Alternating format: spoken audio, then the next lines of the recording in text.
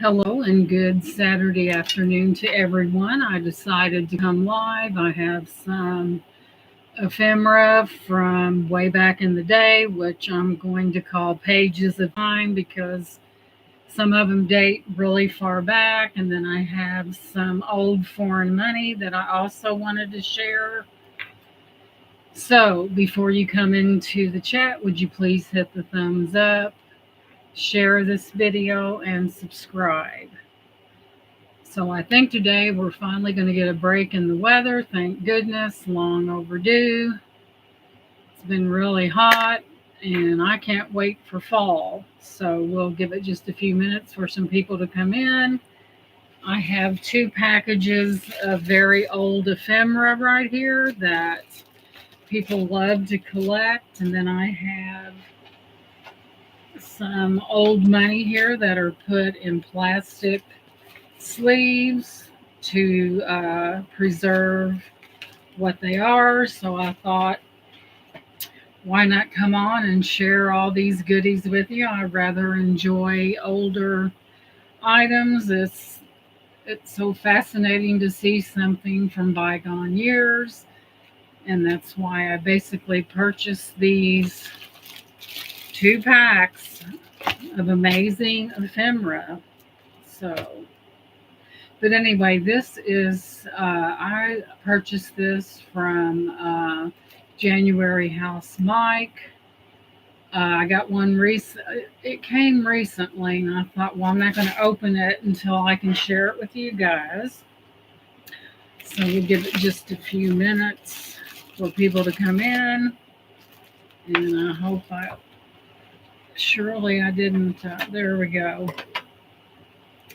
So, getting the scissors ready. I have been busy shipping, and when I ship a lot of glass items, I take some extra care in doing that because I like the people to get their items in one piece when it arrives. So I've even devised another plan to egg cartons make good shipping material because it puts a padding between the item and the elements, shall we say. So if you see egg cartons in your shipment, you'll know why. So I try to keep everyone's things safe. And I have shipped very heavy, large items. So all that goes into consideration when you are packing glass. And I like to kind of have a strategic plan when I do that because, you have to. So, but I took a break from the packing for a little while. I hope everyone's having a fabulous Saturday. And we'll just give it just another minute or two and we will go into this beautiful ephemera that I purchased from January House Mike. And I'm amazed how these things survived all those years. And I asked him, how did he get a hold of things like this? And he said, well, he goes to auctions and he buys it in bundles. So evidently there are still people around that do save these things that are found amongst the things at these auctions. So I'm going to go ahead and get started and start showing some of these amazing, what I refer to as pages in time. We're going to go ahead and cut this open. And I'm going to show you what amazing things from back in the day that are in here. So, and they're rather large. So there's one there.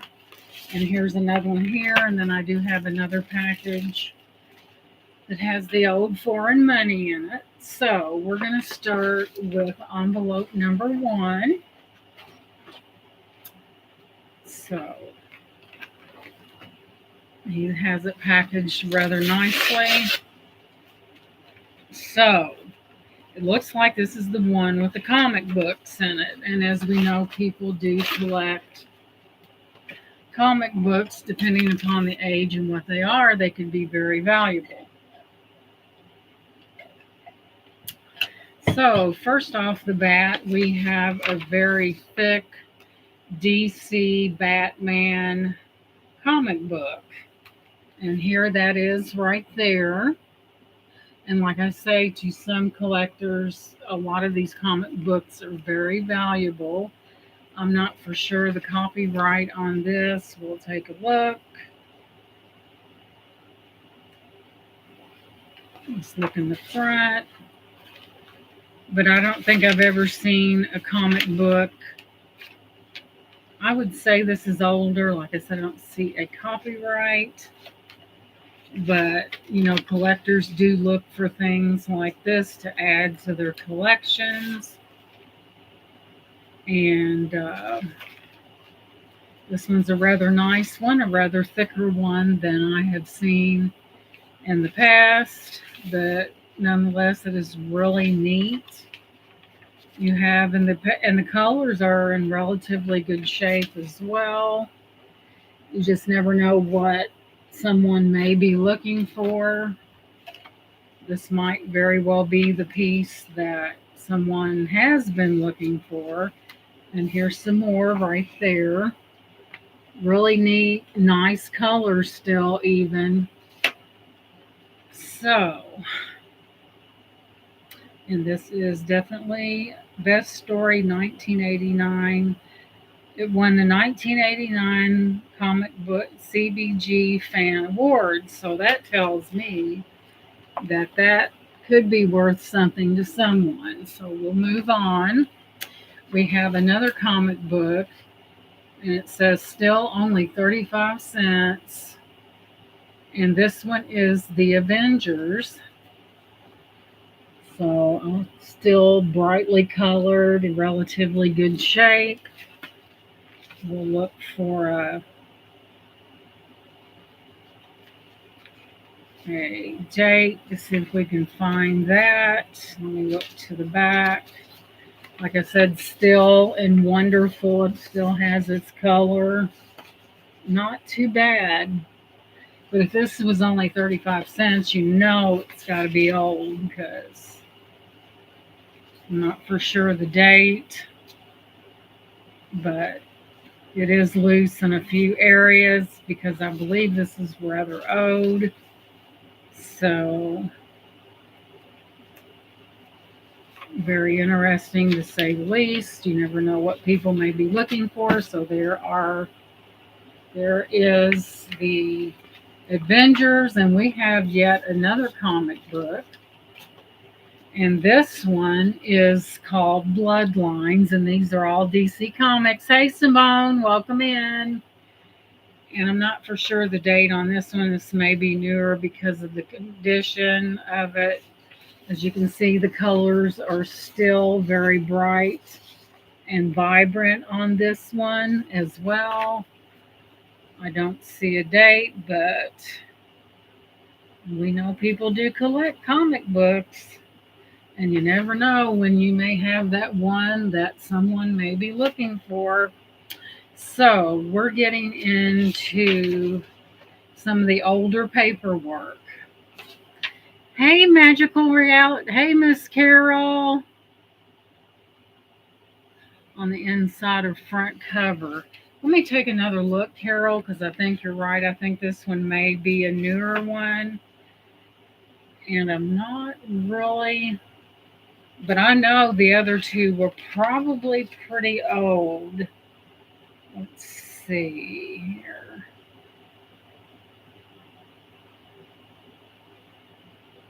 It's got a phone number and stuff like that, but I haven't seen a date yet. But I do know comic books can be a very hot commodity for sure. Let me look at the small print here. Eureka, we have a winner here. Let's see what we have. Let me turn the light on a little bit. So way down in the small print, it tells us that this comic book is from 1992. So that's why this one looks in such good shape, because it's from that year. So let's go back and look at this one and see if we cannot find a date. Sometimes it's in that small print. I have a nice magnifier over here with a light on it. And we'll take a look here to see what we have. This is from March 1979. Thank you, Carol, for help making me look a little deeper there, because, people do collect these things. And here's that one. So this one's rather old. And this one is from 1993, called Bloodlines. Thank you, Carol. We now know the date. Was there another one? No, we got it. So I've always been fascinated with older documentation, and a lot of people use it as an ephemera. And right here I have one from May 31st of 1911, where they purchased one pair of shoes, two gloves, three vests, three drawers, two hose, one shoes, and one skates.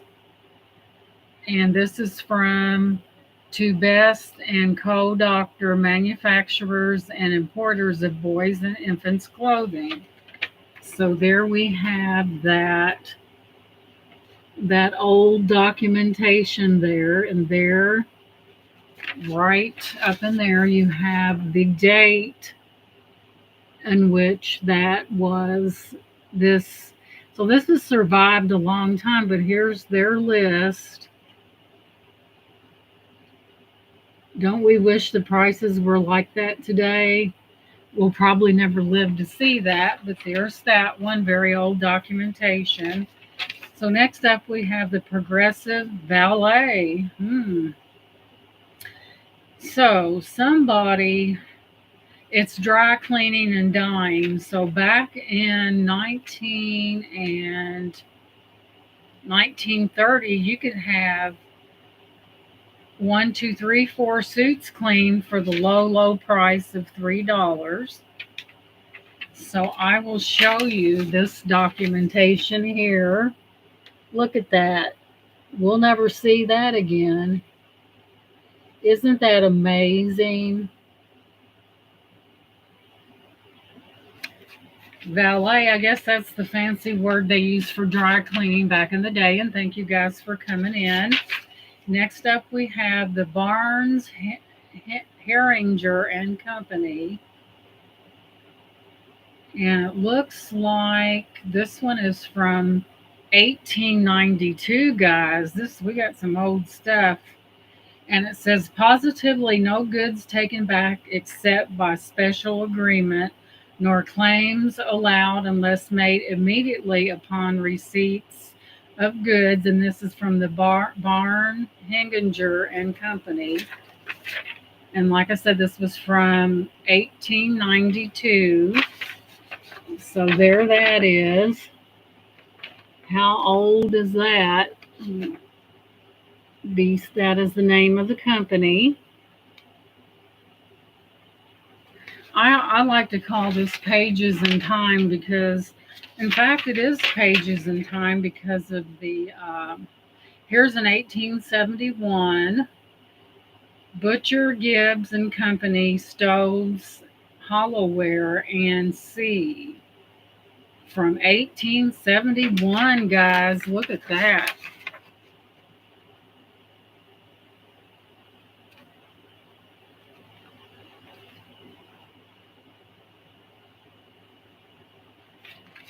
So that's another one. Like I said, it's really amazing to see things like this survive. Okay. Here's something from the office of George J. Muller, importer of wines, liquors, and cigars, from 1893. And it says, Dear Sir, received your kind check of $10.25 and order, for which please accept my best thanks. Shipped the case, I can't even read that, then by Barno Railroad, and hope she miss this person had kind of rough penmanship. Enclosed you will find receipt and the bill. $10.25. Very respectably yours, George J. Muller. So here we go. I know. Look at that, guys. Let me see if I can get it in there.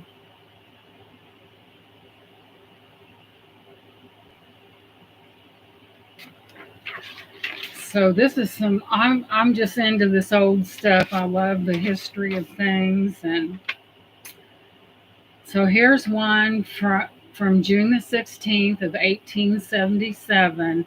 St. John and Merriman Tobacco Merchants, Shepherd's Block, Main Street. Some of their writing leaves a lot to be desired. Our tobaccos are manufactured by W.S. Iserwood and Company, Toledo, Ohio.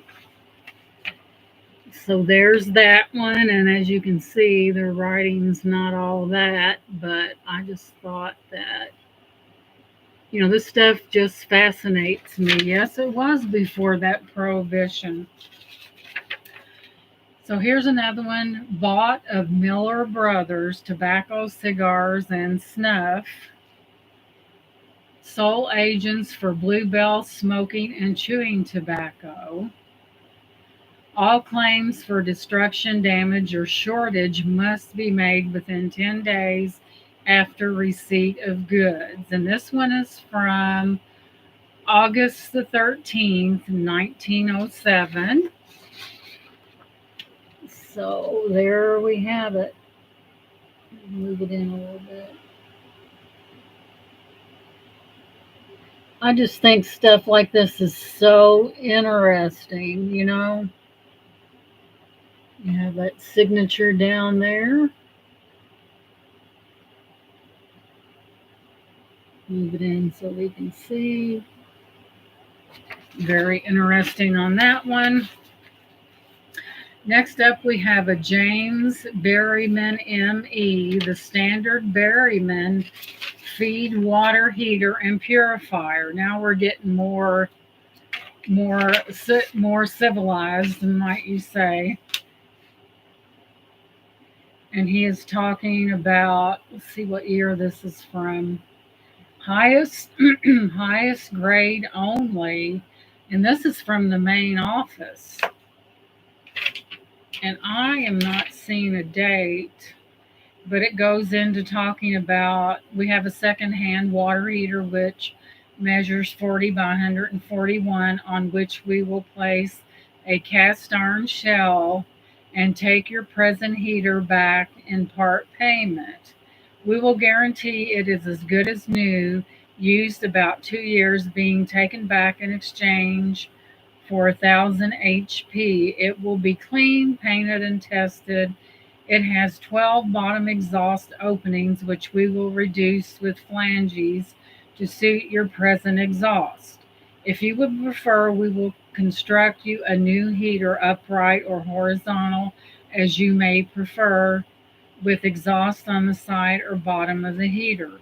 We will build it with a cast iron shell to stand 125 pounds of working pressure.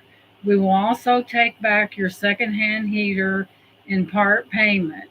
We would advise you, if you are going to increase your power, to get a larger heater. Kindly let me hear from you on this subject, and if you desire, I will name you prices on the new and second-hand 40-inch heaters with cast iron shells. So there we have the James Berryman ME, and this is what those look like back in the day. So I guess they offered refurbished, as we call it today, systems if that was requested. A very interesting piece of history there. Next up, we have a Butcher and Gill's Plow Company, March the 3rd, 1916, Canton, Ohio. So we are in receipt of your second and closing expense bill showing that one wheel and one land side were broken on a sulky plow recently shipped to you. If you will advise us which wheel was broken and also whether the landslide is wanted for the right or left hand bottom, we will replace the parts free of charge. Yours truly, the Butcher and Gibbs Plow Company. So there is the company that sold the plows back in that day. Right there, very interesting. See, back then they didn't have the massive farm machinery like we do today, and a lot of it was done by hand or horses or mules or something like that. So this is from Henry and Hath Auctioneers and Commission Merchants Boots and Shoes. And this is in Philadelphia. Opening auction trade sale Thursday, September the 6th, 1883. So it is from Henry and Hatch, and here's their moniker right there. You get it straight. The air conditioning's blowing, and down here is what they're offering. So they must be a seller of men's and boys' heavy boots. And you know, back in the day when you got a pair of boots, and a lot of people didn't have a lot of money back then, you really made them last. You grew out of them. They normally passed them down to the next person. So here we have air conditioners wanting to blow my stuff away. Right there. Starlight Brothers La Rosa de Paris, Havana Cigar Factory. And this is from 1916 in New York. And this person had a relatively large order. In accountants, with the request of the 23rd, we make the following prices on our LA Rosa de Paris cigars. So these were not cheap, guys. And here's the place itself, and there's your name. Move it in a little bit so you can see it. Down there's their prices. So this company must have been the Champagne of cigar, top quality cigars, because look at the prices. And that was back, what I say, 1916. And look how expensive they were. I guess it had a lot to do with where they got their tobaccos to make those cigars. So I guess the further the distance, the more expensive the brand. So Simon Sischler, manufacturer of cigars, 52 North Queen Street, importer and jobbler of pipes, cigars, tobacco, cigarettes, and playing cards. And this was from January 24th to 21. And I don't see a date, but you know what? Their invoice number is rather high, and it looked down there in the red there on the bottom. So evidently they really sold a lot of items. And there is, like I said, some of the writing is horrendous, so we really can't see 24th and 20. I couldn't really, I don't know what they were talking about, but there's that. Now we have something, start a happy day with 100% breakfast Maltex cereal. That was, I don't even know when that was. That was probably many moons ago, I'm sure. I'm sure some people may remember that. So, next up we have Shyman Sischler Fine Cigars. And this one is from, man, they write terrible. 1908. I just happened to see the stamp. And here's that one. Shyman and Sischler. Boy, that's a tongue tire. And there you have on the bottom, right there, that date, right in the middle there. So that's an oldie but a goodie.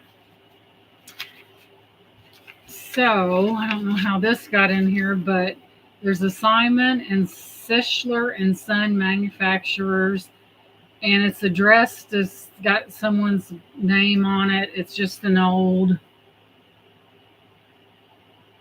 Oh wow, Carol! It's just an envelope with their address and everything on it. Carol might be able to help a person out on this. Let me move this bucket. I got some beads under here and I need to move. So, moving on, we have the GL Baking Company bread, cakes, and pies. And we got, what in the world? A buttercup. I guess that means butter. GL Baking Company, September 25th, 1916. So there's that right there. I guess a buttercup must have been. Love you too, Carol. You take care, hon. I'll catch you probably in Sheena's probably tonight. But that is amazing. Have a wonderful dinner. Thank you for coming in. So, next up we have a Weissert Brothers Tobacco Company. And the penmanship on this one is a little bit better. It's February 1933. Minimum shipping weight of 100 pounds. And somebody really spent the cash. Love you too, Carol. Look at that. That was a lot of money back then, that 309.31. And that's what they bought.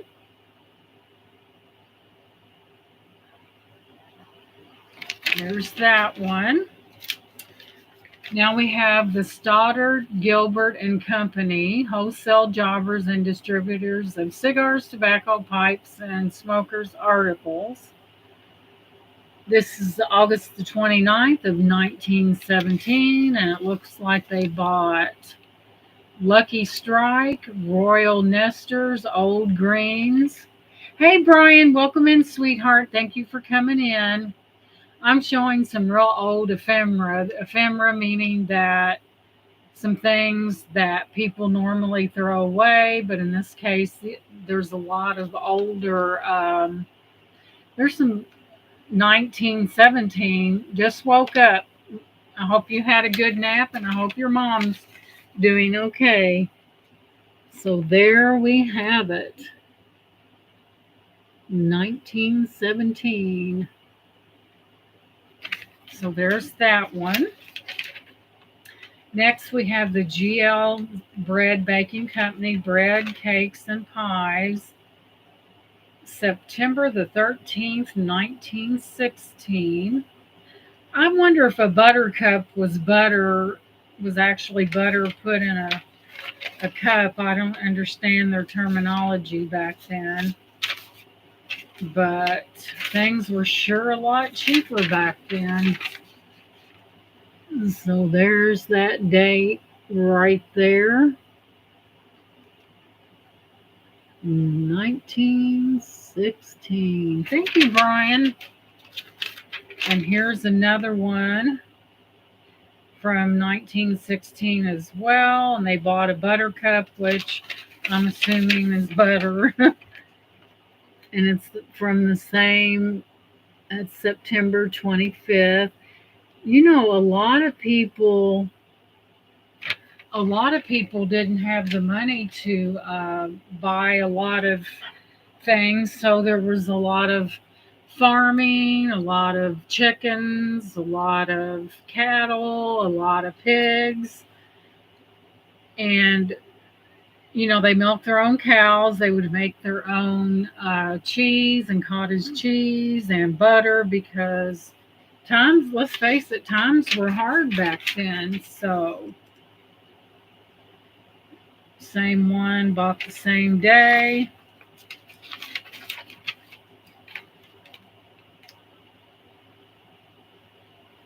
So we'll skip over that. It's just about the same thing. Somebody bought a lot of bread and butter, just saying. Here we have a Boncoit Teller and Company, Chestnut and 13th Street, Philadelphia, May of, it's got, imagine it's 1911. Hey, Scrap Assassin, welcome in. Good to see you. We're going through some old ephemera from way back in the day, but I find it very interesting. 1911 is where this is from. Somebody bought a gown, 3 gowns, but I just find this, so evidently this must have been kind of like a department store. So there we have that right there. It's in Philadelphia.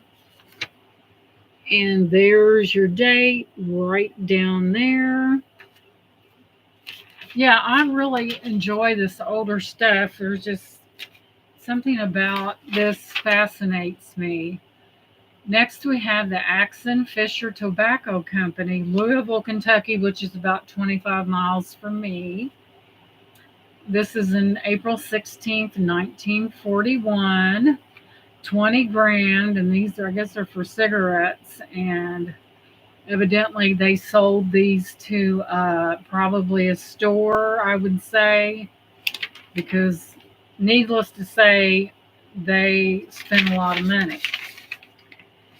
So, and even back in that day, that was quite a bit of money.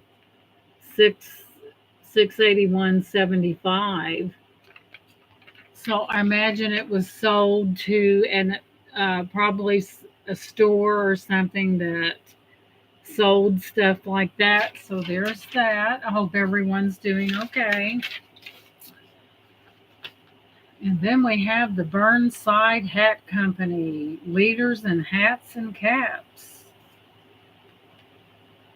So this is from, where's the date? Apparel Post. Man, their handwriting was atrocious back then. 1935. Thank you. And there's that. Still has really good color to it, which surprises me. It's a kind of a baby blue color. And then we have the Abbott Grocery Company, wholesale groceries. And Keene, NW, May the 1st, 1906. Sold to W.M. Carr, Carr, New Homestead Corn. So I just imagine that either this could have been corn that he bought for planting or otherwise. And here's this right here that I felt like was really neat.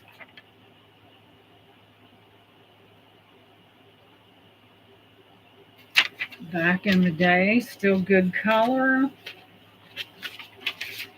Also, we have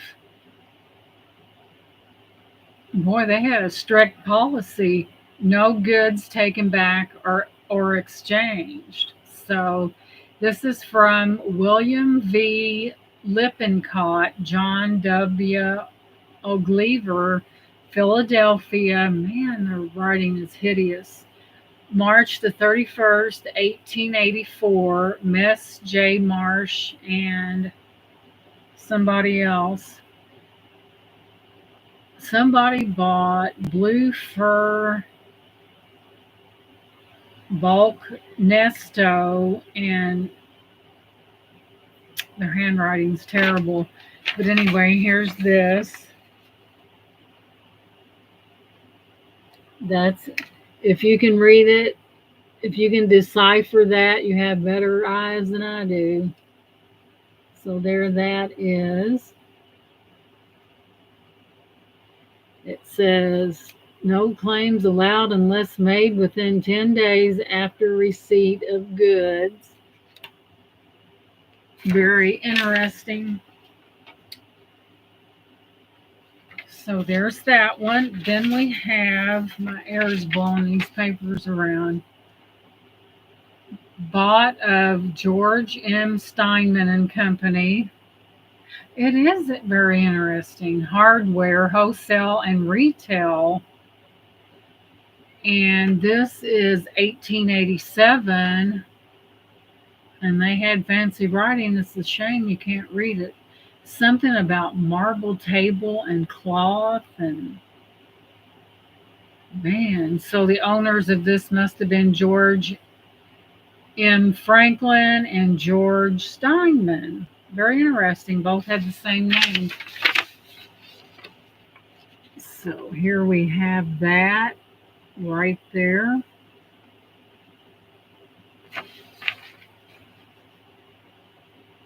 Looks like we have a signature on the back right there. I can get it to zoom in. There is a signature right there. I mean, the writing was kind of pretty, but you couldn't read it all at the same time, if that makes any sense. So next up we have Starlight Brothers and Company, La Rosa de Paris, Havana Cigar Factory. Now, this was the la ti da of that time back in 1918, because evidently they were kind of renowned and they were established in 1873. So evidently they must have sold the cream of the crop cigars, because earlier in the video I had a running list of what they charge, and here's this right there.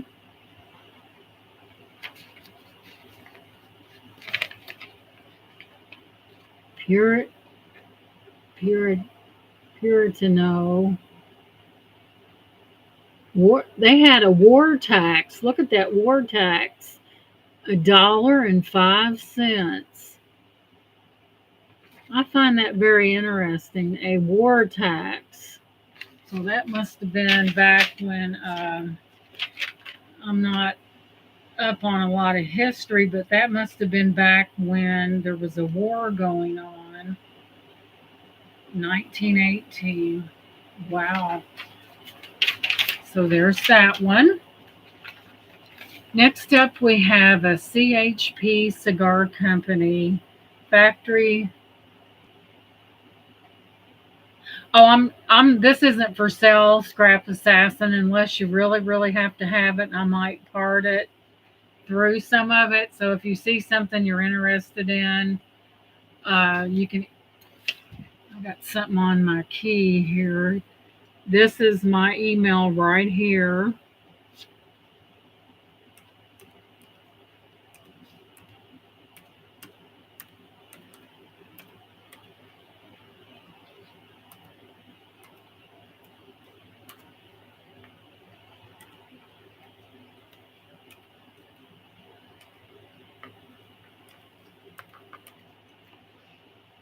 No, I put the wrong, hang on, let me back it up. As you can see, Was lucky to get out of typing the year I was in it, which was quite some time ago. So now I'm going to drop my email in the chat. Do not put a D in Bradford. That is the most common mistake that people make.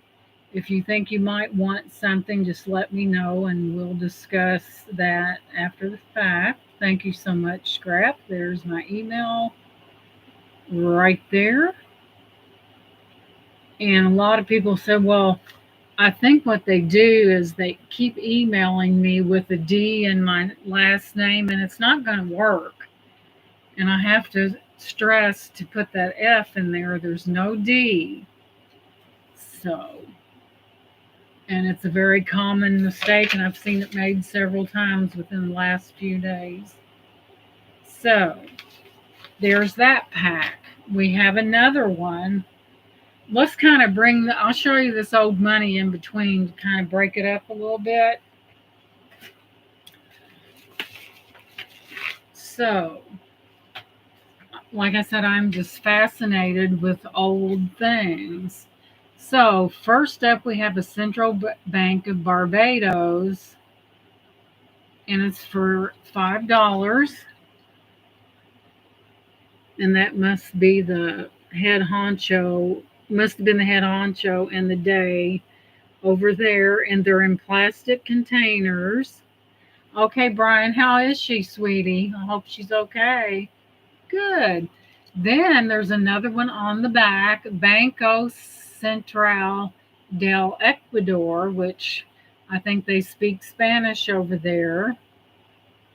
Got some vintage something cards, postcards. And wouldn't this be nice? It's April 20th day, which means of 1990. And look at this C note. And they have been kept in these plastic things here. And they're just amazing. Yeah, Scrap Assassin, a lot of people collect those vintage postcards. You'd be surprised what they'll go for at auction. I've seen them go for big bucks. Okay, next, I've been to the Cayman Islands. I went on a cruise about 10 years ago and went to the Cayman Islands. This is the Cayman Islands Currency Board. $1. She stayed up late last night. Oh boy. And she finally fell asleep. Yeah, it's kind of good to keep their sleeping patterns if you can do it in the right place, because when they get into that habit, they'll, like me, I used to go to bed at 10 o'clock until the introduction of YouTube, and then that all changed. But hey, I don't want to miss something. So here we have the Queen. Isn't that amazing? Look at that, how clear. Which the Queen is deceased. But she was really beautiful. Hey Clint, welcome in, sweetie.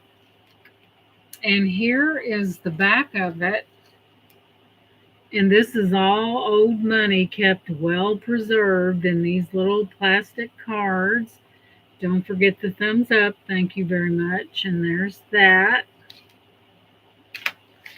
So here's another one with the Queen on it. It is $5. It's Eastern Caribbean Central Bank.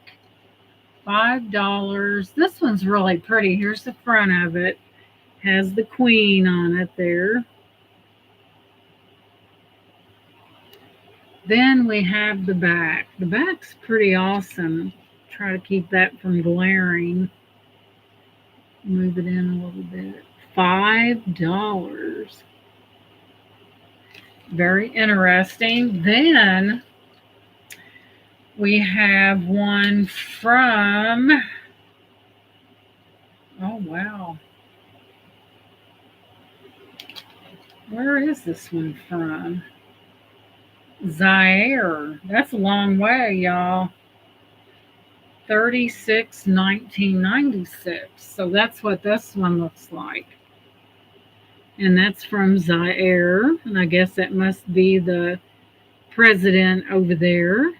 Banque de, meaning of Zaire. Banque, Banque de Zaire. So there's that. Whoops. Next up, we have this one's really interesting. This is from France. Banque de France, Bank of France. Oh, for 1993. And then I have another one on the back. So here's this one. This is French money. I'm not for sure how much that would, 20, I guess. So there's that one. And right there, isn't that a beautiful one? Look at that color in that. Gorgeous. I'm trying to get everything off of it to keep it from affecting the looks of it. Let me lower it down a little bit. But isn't that a beautiful piece of money there? Like I said, it's just amazing the currency that they have around the world. And it's, you know, I'm just fascinated with that stuff. So I had to have it. We'll put those over there. So we're digging into another envelope of ephemera.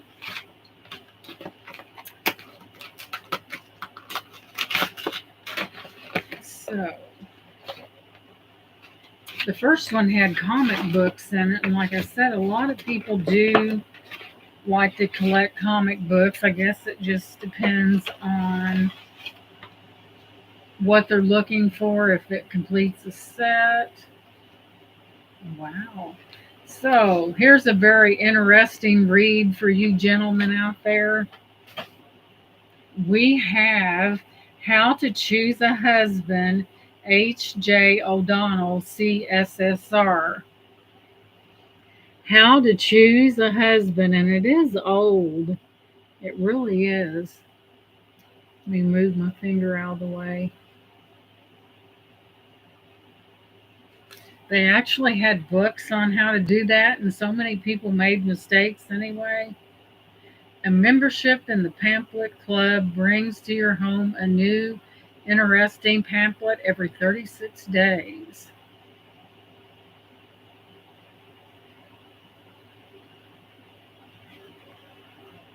But, I don't know how many people read this, but I don't know what year this is from, but it said now this is a no-brainer. If a man is already married, don't go out with him even once. Well, duh, we know that.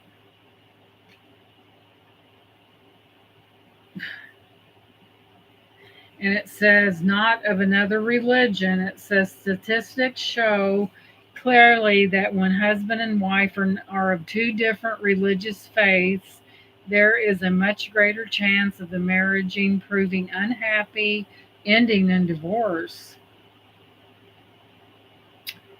So, yeah, and that goes on today, people get engaged, and first thing, where'd that go? The parents ask their son or daughter, well, what religious denomination he is. It should not matter, because if you're, I don't know, I'm sure that didn't solve any world problems, that's for sure.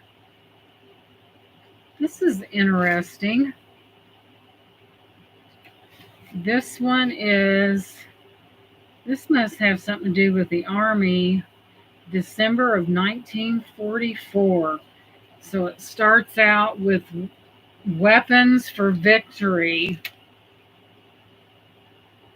So I guess this has something to do with the military.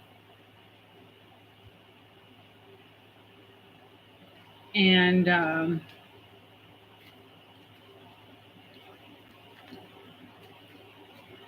this thing's so old, it's about ready to fall apart. And here's some of your planes right there. And there's that. Let's see, I want to keep this separate. I don't want to get this mixed up. So, let's see what we have here. This looks like maybe to secure a picture card like this, you have only to buy a package of Lion coffee. So it's an advertisement. It is composed of a successful combination of mocha, Java, and Rio. Sold only in 1 pound packages, a beautiful picture card in every package.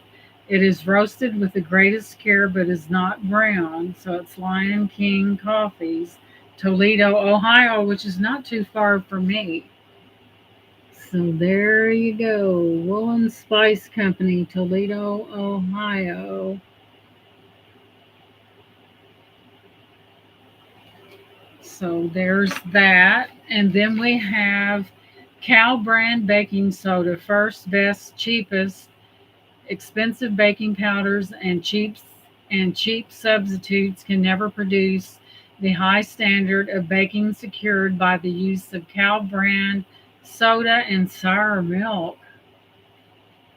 So this is an old, I don't see any date. It's from New York, Church and Dwight Company. So it doesn't have a date on it, but there's that one.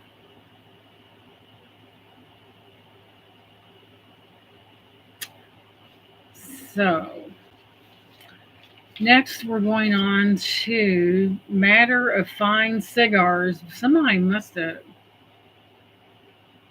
been and this is from October the 14th of 1905. Maker of Fine Cigars, Utica, New York. So here's this one.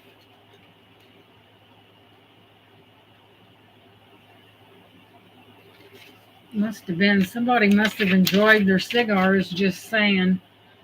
John Reinhold Jr., wholesale dealers in tobacco.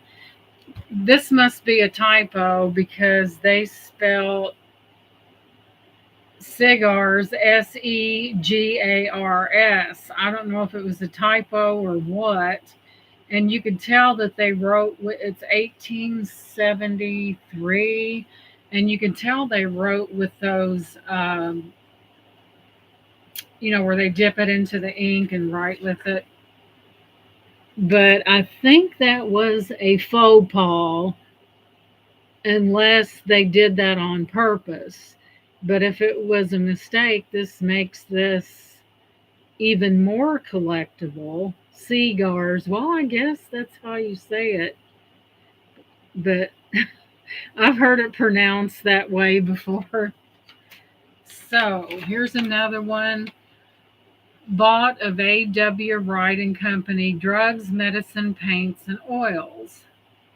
And this is from,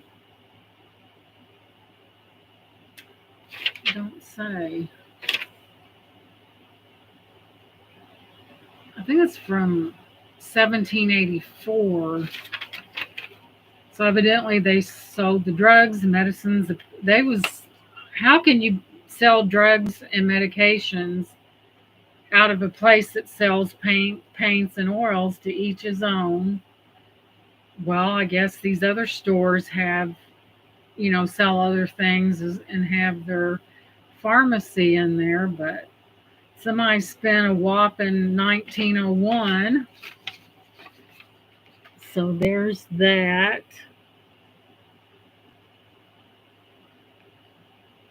Very interesting. I'm going to keep these separate.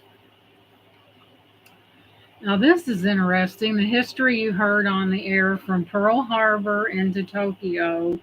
The story as told by war correspondents on the air. Let's see how old this thing is.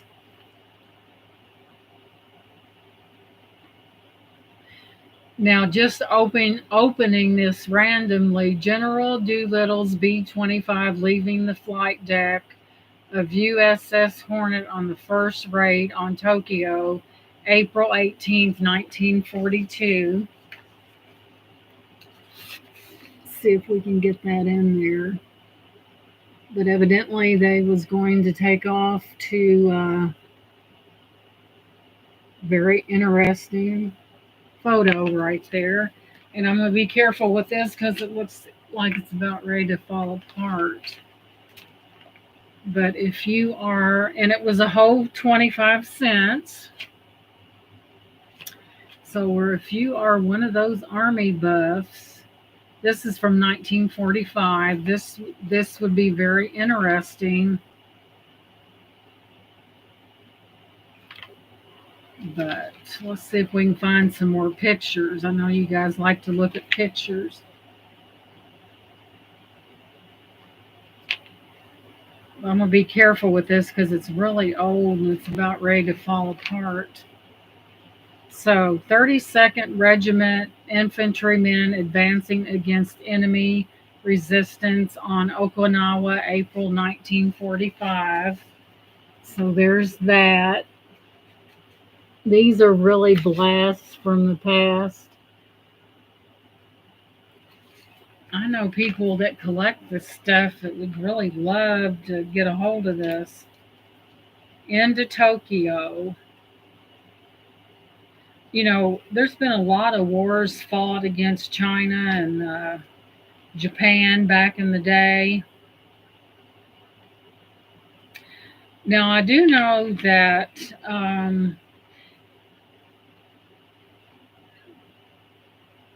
when they tested the atomic bomb where they dropped it on the Bikini Islands to test it, I do remember hearing about that. And they just went in there and decimated.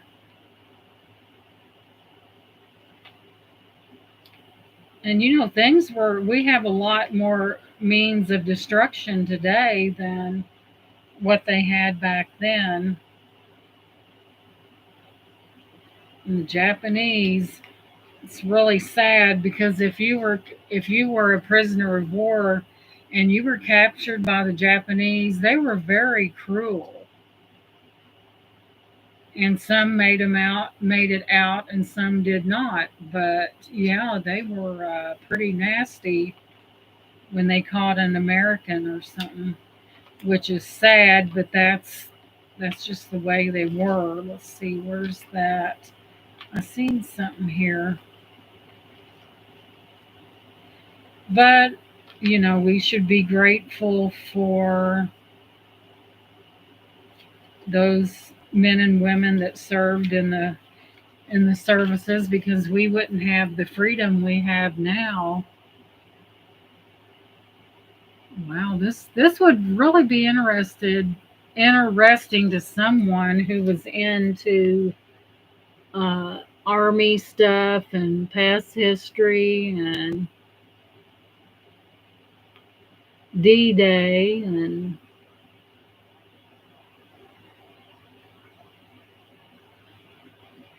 but anyway, that's why we have our freedoms because of the sacrifice that those men and women made for our country and for our freedom. And just think if we lived over in one of those communist places, or one of the places where we didn't have the freedom. Like, boy, this is old. Like we do today, it would be really sad.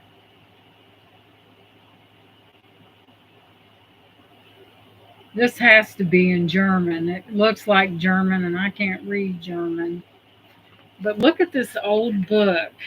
Brian, it's got the notorious rooster on there, but I'm pretty sure, I don't even know, January the 9th, 1921.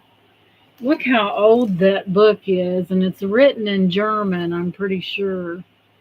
And there you have the rooster. Hey, nephew Troy, welcome in, sweetie. We're going through some ephemera. Where's that book at? I got a kick out of this. I think this was back in the 40s. Oh my goodness, it's about falling apart. It's so old.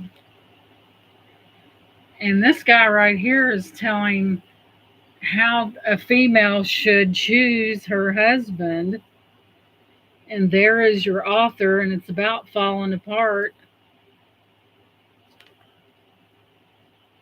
A membership of the pamphlet club. I got to retrieve the other part of it. Positive quality, strong religious principles. Um, Very interesting. Huh. Listen to, I don't think I like this. After a person has fallen in love, intelligence for the most part is dominated by emotion. This is particularly true of women, excuse me. Women often have a fierce loyalty toward the man she loves, which blinds her, at least temporarily, to his faults. She does not want to hear him criticized, rallies to his defense, and finds excuses for his mistakes. Hey, I look at it like this: uranium glass, I think I may have some. You know, females do have a mind of their own, and sometimes they can spot people when they're up to no good. So, if I'm ever so enthralled with someone that I am blinded by what they're doing, then I'm in trouble because I got plenty of sense. But anywho, so this is the Cutco Cookbook, World's Finest Cutlery. And this is an oldie but a goodie. I think I do, but I'll have to locate it. And this locating something in this house may take a while. I've got a lot of stuff in this house.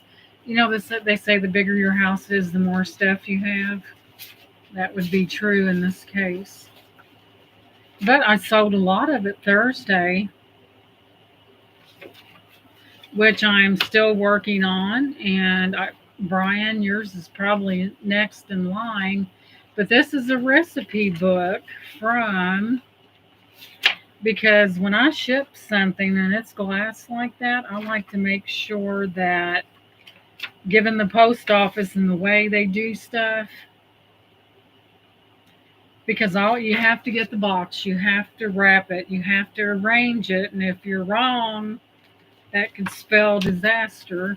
So I try to do it right the first time. So outdoor, this is an old one. I think it's from the 60s, but it's a cookbook and the world's finest cutlery. So it was evidently put out by a cutlery company. So there's that. There was more in there, but there's some comic books here. I know some of you guys out there which may know a little bit about this stuff. I know comic books are really collectible. Nephew Troy, I missed out on the most awesome deal. The consignment shop that I go to, they had, I think it was like a 9-piece set of uranium ware dishes, and somebody bought it before I could get to it. So I'm like, darn. Very rarely do you find uranium glass pieces that are still together. And for those who don't know what uranium glass is, it glows when a black light is applied to it, and people really like it. So here's the Avengers one, and it was 35 cents, so we know it was way back in the day. Way back in the day. And I've seen the date of,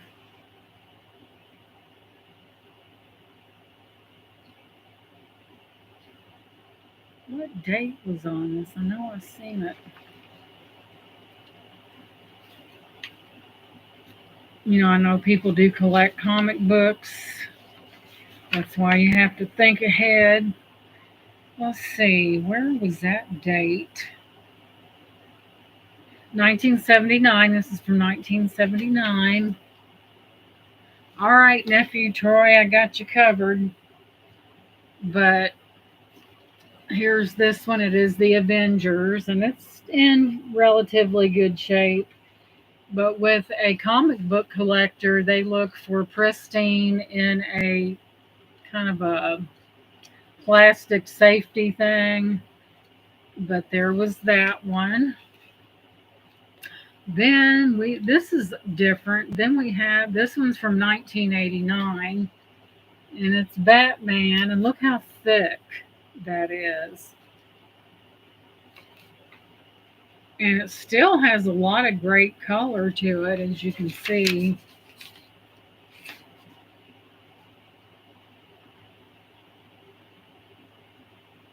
Wonderful color. Then then we have one called Bloodlines, and I think this one's a newer one.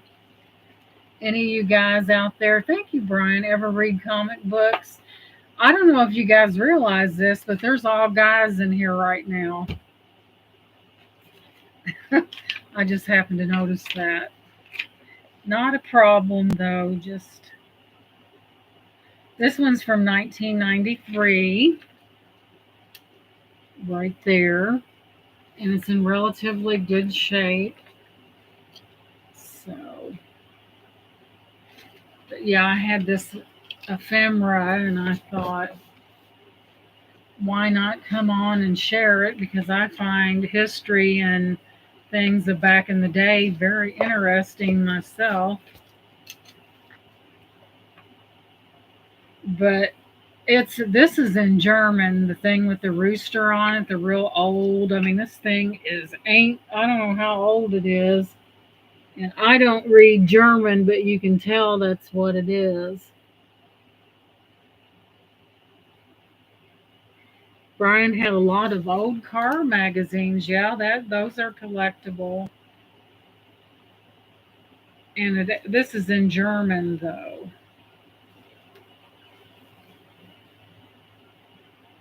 I could never read that, but it's interesting to say the least. So, did I miss anything? No, these are just recipes. But anyway, we got to get those videos in. We're working steadily toward that 500 mark.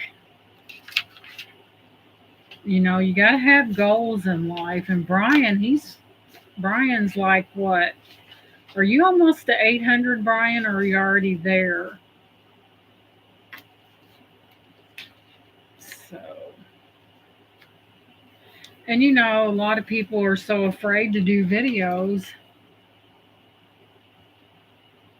And you really shouldn't be because, see, I always say perfection is truly on the other side, and it really is. And if people get this out of their head, well, what if I do this? What if I do that? If you spend your whole life procrastinating, you'll never get anywhere. You just do as good as you can do. And if you left something out, pick it up the next time and just go with it. People are so afraid of being put under a microscope, and you can't feel that way because I'm telling you, it will hinder your growth. Oh, I did find something. Shaker extract of roots, Siegel syrup cures dyspepsia. Dyspepsia is something to do with your stomach. And so there's somebody put that in plastic. I don't know what that number is. Dyspepsia is something that has to do with the stomach. And it has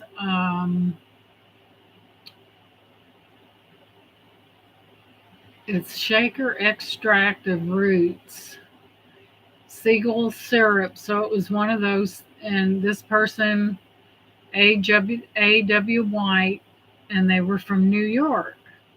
So you ever seen those traveling salespeople that get out in the street and do their thing out there and represent a product, and you see that on. I do too, Brian. You see that on a lot of older movies and stuff where they're trying to push their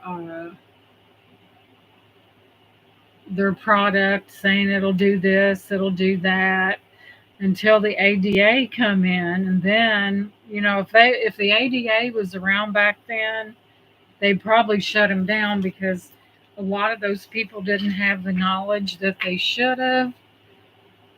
And it's kind of similar to someone going to the doctor and complaining, and they're checked out and they can't find anything. And they keep insisting something's wrong. So, in a lot of cases, they'll give them a placebo, what is normally called the sugar pill, because it's psychological sometimes. Yeah, it really is. I don't like to go to the doctor myself, but I know when it's time to go to the doctor.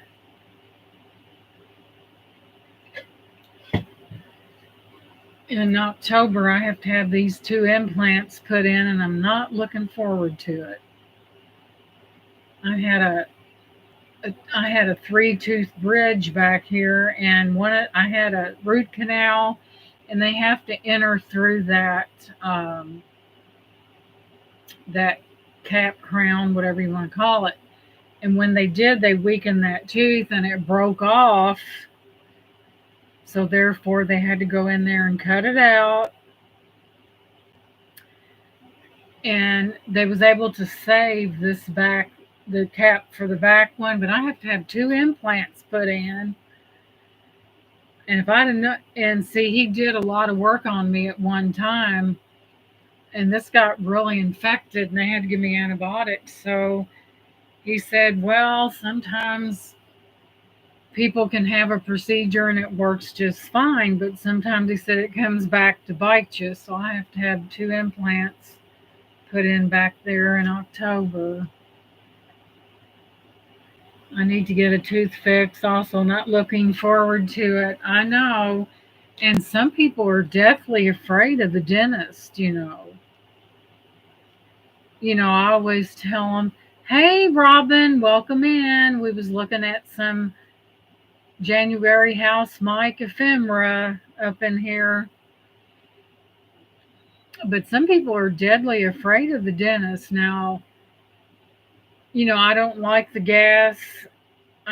Because it makes me feel funny. I said, just put the shots in there. I said, I don't care. I said, I don't like the gas. Bring on the needles. And I've had shots in numerous spots. I said, I'm the toughest customer to ever walk through that door, and you can bet that. And he goes, I know. I said, especially to be a female, but hey, I don't like the feeling of not. They put they put that in mine. I don't like it when I'm not in control. I don't feel like that I'm in control of the situation, like not the work part, but just like I'm not um, fully aware and lucid of what's going on. I remember one time I had to have some work done, and he gave me two pills. He said, take this 15 minutes before you come for the dentist. And the other when you get there. Well, I was doing just fine, walked in there like a champ. And let me tell you, by the time he got finished working on me, and I can remember going out the door, I don't remember the ride home. And I crawled up in the bed at about 8 o'clock and just went to sleep.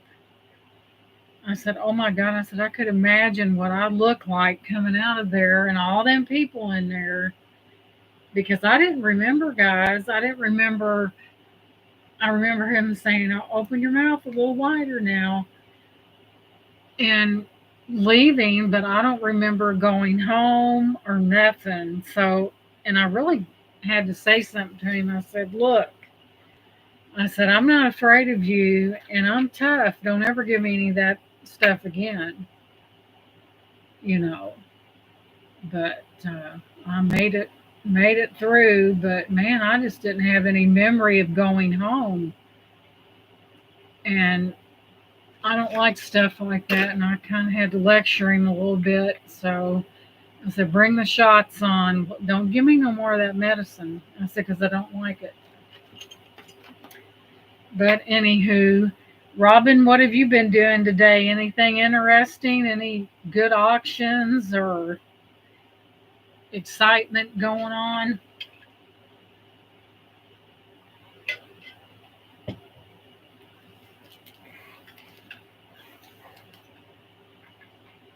But I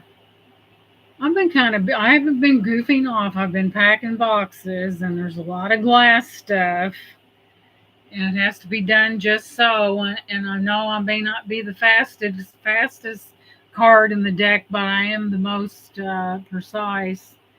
Brian was lazy today. Well, we all need a lazy day, Brian. Shoot. Because, when you're shipping glass, you've got to really be careful. You know, that's why, really and truly, egg cartons are a good thing to use for shipping as well because it gives that extra packing against the brunt force that your package may be getting ready to experience. Yeah, but y'all know, like I said, I don't believe in haphazardly packing something and something get broke and defeat the purpose of even shipping it. So, like Brian, he bought a punch bowl set, and I said, hey, I contacted him. I said, Brian, I said, that punch bowl's pretty heavy with your cups, and I feel like that it would be safer to ship it separately because, thank you, Brian, because I didn't want to see it get broken. The bowl was heavy. It was, oh, what was that glass? It was vintage, and it was, I'm thinking Jefferson.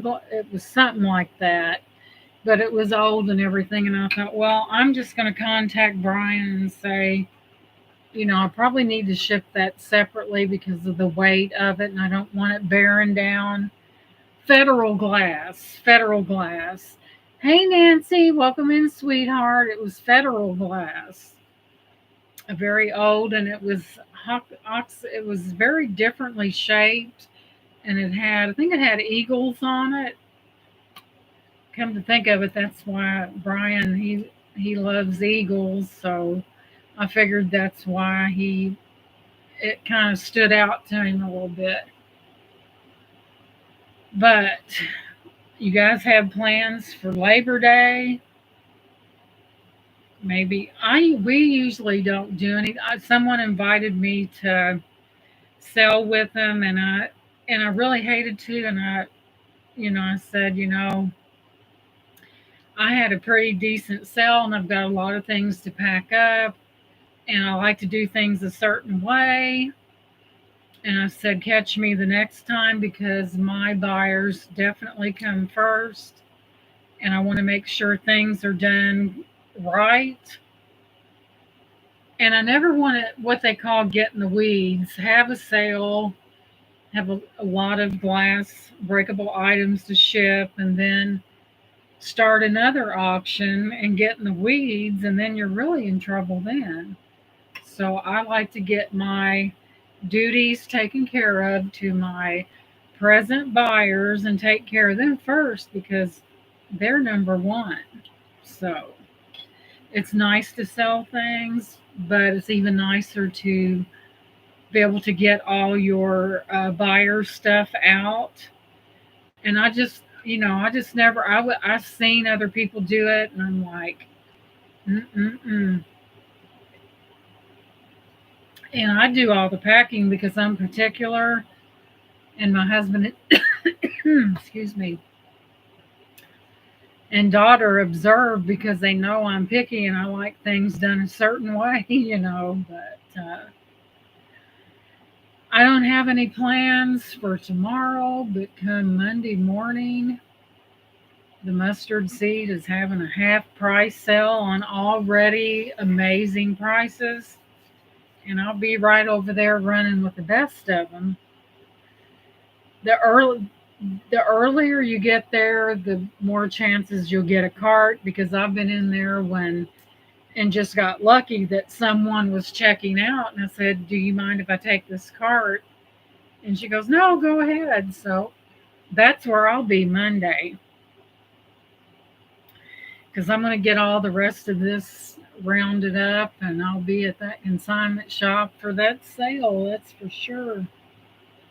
They'll probably, they're not open on Sunday. It does sound fun to go in there and find. That's where I'll practically, probably 99.9% of my things that I sell to you guys comes from that consignment shop. And like I said, tonight they'll probably get prepared because they're closed on Sundays. And they'll get before they leave, they'll stock everything fully and then get ready for the mad rush come Monday because there will be one. I might even venture out to the one on the Floyd's Knobs like I did the last time that they had that. So, hey, you might as well make a day of it and you don't want to miss something good, right?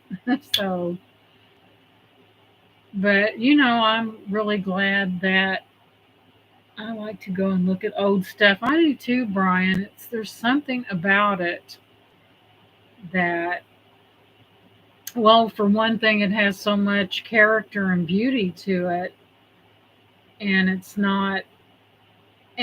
amazing to see a lot of things survive past, like from the week downstairs. My husband's mother had it was a chest with a oval mirror from the 1800s, and there's another table down there from that era too that is oval, long, and naturally, you know, with it was just him and his brother, and since he knows that we like that older stuff, we inherited that we can pass down to our daughter. I've got one child. Yeah, they're pretty, and it's just something about it. But I do like that. I know this sounds weird, but I put that dresser from the 1800s with that mirror in my dining room because I can store things like extra candles and stuff in the drawers. And I said, you know what? That's too pretty to put in a bedroom. Let's put it in the dining room. Where the big window is, it takes about 2, 4, 6, about 8 curtains to go across. That's and they're lace curtains, and I usually try to wash them at least once a year. And let me tell you, that balance across there is heavy. Yeah, it's oval shaped and it's got all that fancy doodads on it. And I said, I want to put that in the dining room because something as beautiful as that should never be hidden. I said, let's put it out where people can admire it and stuff like that. That's my mother-in-law is the one that taught me how to crochet, and I'm working on another project that is a gift. Imagine that. I like to give crochet things and give them away. That's how I've always been. I need to get my rear end down because Christmas is coming, and I've already got them crocheted up. They're baskets that have handles on them, and I use sugar water and starch them, and then usually it's got ribbon you run through the top of the handle and you tie off at the side, and they're real beautiful. I made and they're white because you can't starch a color with sugar and it look right. So I know it. I'm glad it's around the corner. So I'll have to get my rear end busy because Christmas is coming, and to put poinsettias in those, and I sold 2 of those It's been a few years back for $35 for two of them because there's a lot. I mean, for me, because I have experience in crocheting, it doesn't take me very long. But there is a lot of work involved in crocheting, and it is an art. And when you just, I've never made an Afghan before. I made a sweater before, which I need to pull that out and show that. But there's a lot of work in that, and to see the finished piece, a lot of people don't realize just how much work that went into that. And I'll have to make up some of my crocheted baskets and put poinsettias and put the ribbon and everything on it. Like I said, I give a lot of crochet away. I have this little cylinder, little container that has a lid and it's crocheted, and I start sugar it and everything. And as it's drying, I fix the lid to fit the top of that. You know how hard that is? To where it just slides down on there, and then I make a little floral arrangement on top of that. And I gave that away too. I had one of those that I made for myself and I gave it away. But it's really neat. It looks like a canister and it's all crocheted. The top is crocheted with a little lip right there. And as it's drying, you mold that and keep trying it on the vase and keep fitting it until it fits. And that sometimes is a feat, but I do enjoy. A lot of people make them tissue box covers. Oh yeah, I've seen those before, Brian. I've got one that it has like a stuffed couch or something on it and something else on it. And I went to a flea market one time and this lady had made a lot of them, and yeah, they like those too. I am not a seamstress, I'll be the first to admit that. My husband could probably sew better than I could. Crochet's my thing. Now, I have sewn in the past. I mean, I'm not totally illiterate to a sewing machine, but it's just not my thing.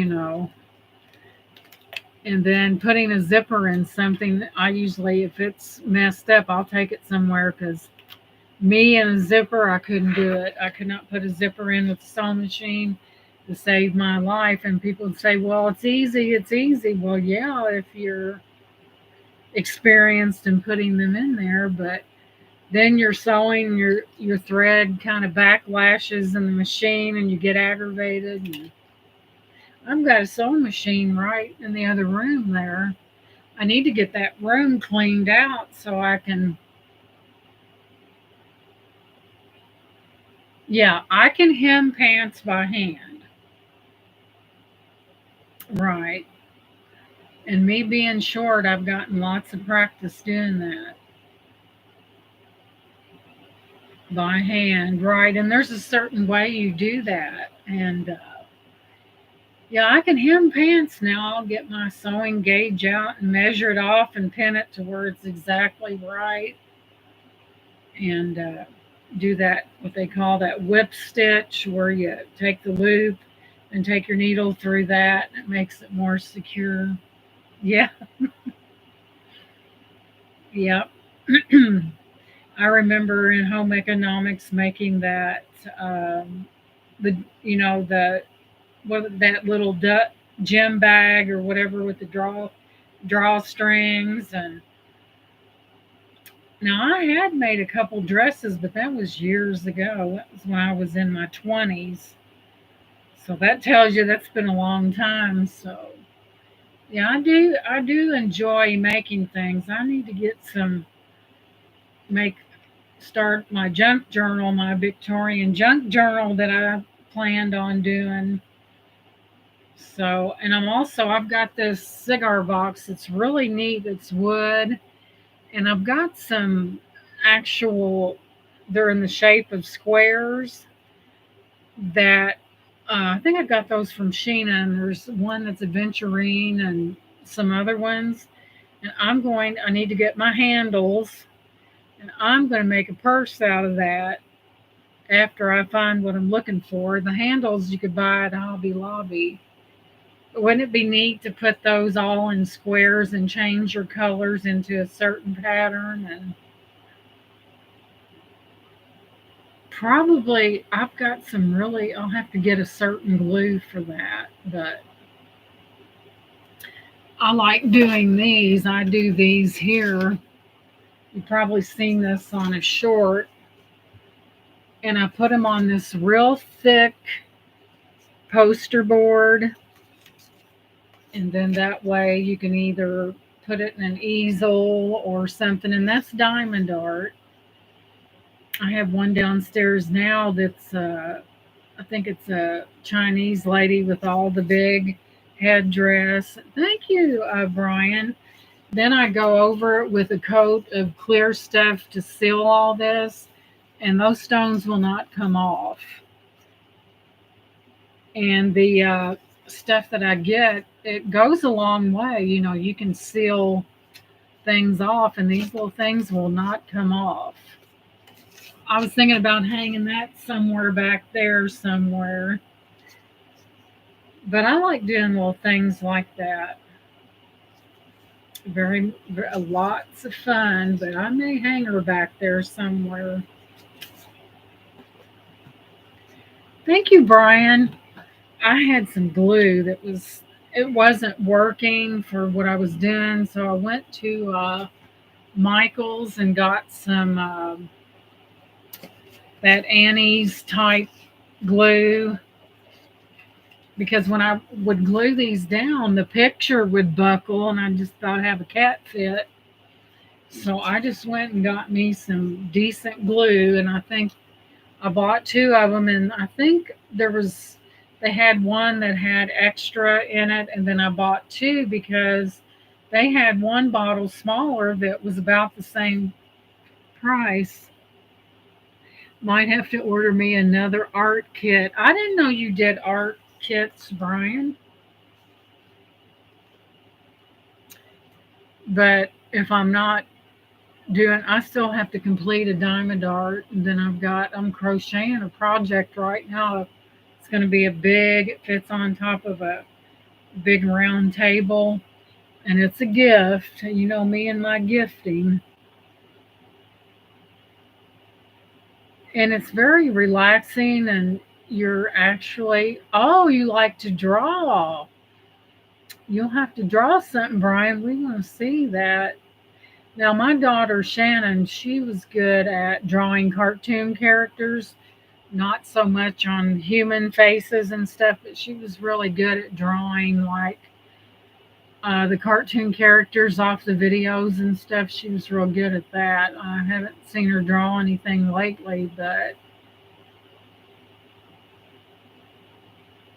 I know. You could take something and it totally transforms the look of things. But yeah, I had to get me some glue that would not make my diamond art canvas buckle. So I've had to take a couple off and redo them until I got the right kind of glue. So sometimes it's about the appropriate materials. And you like old cards. Yeah, a lot of people like those. I know this sounds strange, but my daughter came home from work, and there's a place over by where she works called Flip Daddy's, and it's a hamburger place. And you can stylize your own hamburger, whatever you want. And I know this sounds way out there, but I like their peanut butter and jelly. It's the hamburger, the cheese, the peanut butter, and a medium spicy jelly on that. Oh yeah, that makes a nice thing. And it had bacon on it. So that's what I had. And then they sell French fries or the fried chips that are round. So that's what I had for dinner. So I normally don't eat till later on in the day. But Yeah, there's Brian. It sounds like you might enjoy doing a junk journal with different things. And you made bluebird houses years back. Those are, a lot of people like those, because they like to watch birds and stuff, and a lot of people like those. But well, I'm going to let you guys go. What time is it? 6:41. My goodness, where'd the time go? So I'm going to let you guys go. I thought I'd come up here and do this ephemera video for you. I do too, Brian. It's very fascinating. One time I had a client and they had a big red barn off from their property. It was on it, but it was way back from it. And there was two little red foxes playing, and they were just a galloping along, and it was so neat. But they're like dogs. I mean, basically they're in that canine kingdom, and they was jumping and playing, cutest thing you'd ever seen. So anyway, I'm going to let you guys go. Thank you for watching. I had a good time showing you these pages in time, as I call them, because that's what they are.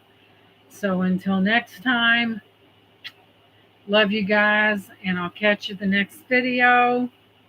Thank you, Brian. Don't forget to hit that thumbs up, subscribe, and share this video. Love you guys. Goodbye. Thank you for coming.